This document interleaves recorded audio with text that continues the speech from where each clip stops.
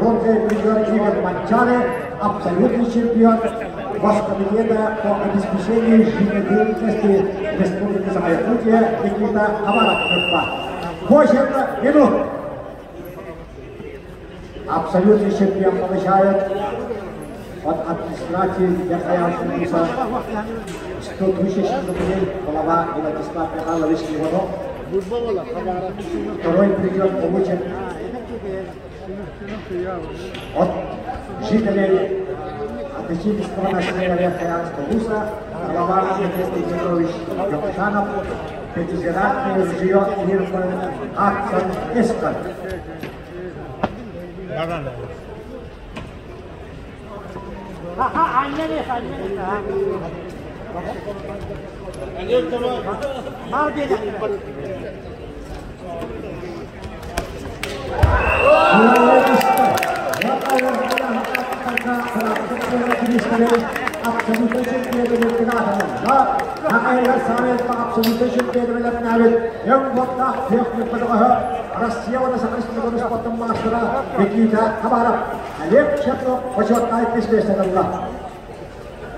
Ура!